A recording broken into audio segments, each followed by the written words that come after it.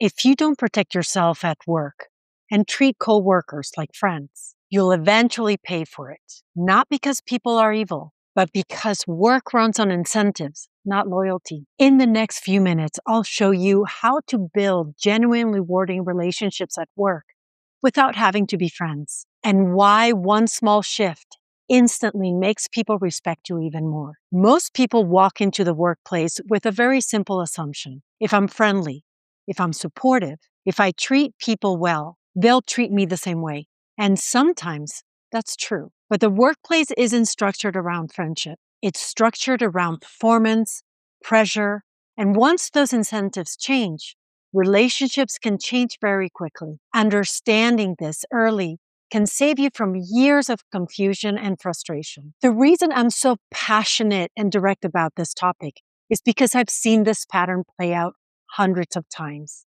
I work as an executive coach. Over the years, I've spent thousands of hours sitting across from managers, directors, founders, and senior leaders, helping them navigate difficult workplace dynamics, broken trust, office politics, promotions that didn't happen, teams that suddenly turned against each other. And what's fascinating is that most of these situations don't happen because someone lacks talent or intelligence. Very often, the root problem is much simpler. Someone assumed their coworkers were operating from a friendship and loyalty, when in reality, they were operating from incentives and self-interest. Once you understand that difference, the entire workplace starts to make a lot more sense. One of the most important distinctions you can make is the difference between situational friendships and real friendships. Situational friendships are created by circumstance, school, university,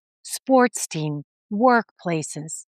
You didn't intentionally choose these people. You were simply placed in the same environment.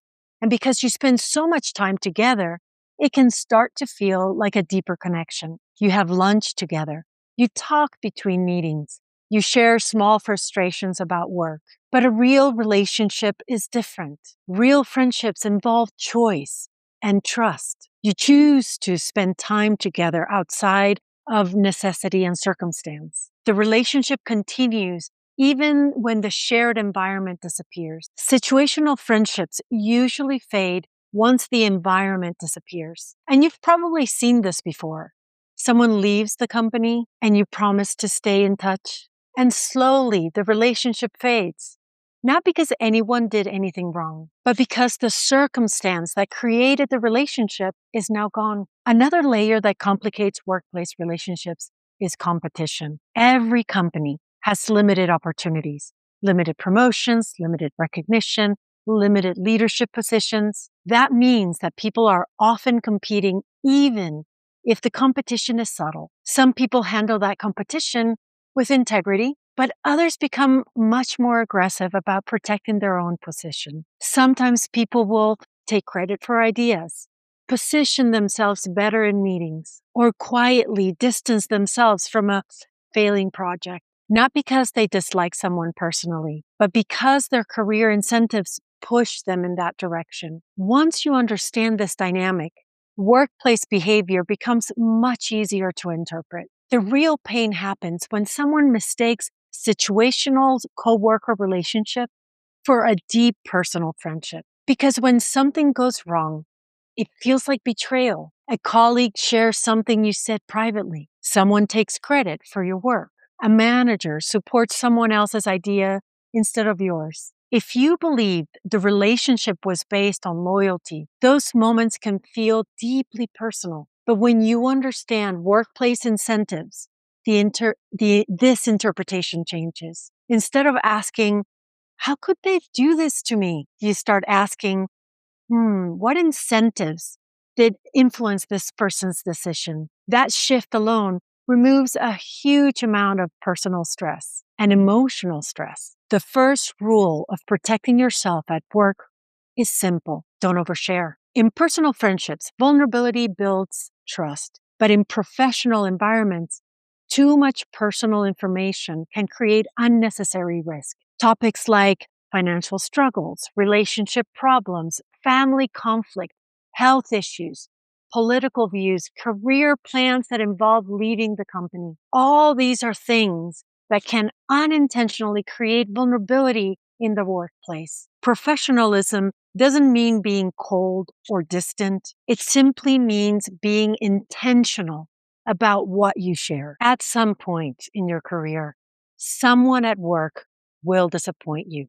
That's natural. Maybe a colleague shares something you told them privately. Maybe someone takes credit for an idea. Maybe a manager doesn't support you the way you expected. When that happens, many people react emotionally, but the healthier response is to treat these situations as information. You learn who protects themselves first, and that information allows you to adjust your boundaries moving forward. Another smart boundary involves social media. Connecting with coworkers on personal platforms can blur the line between professional and private life. Social media often reveals personal opinions, lifestyle choices, or moments that might not translate well into a professional environment. Sometimes even harmless posts become office conversation. To avoid unnecessary complications, many professionals keep work relationships separate from personal social media. Maintaining that boundary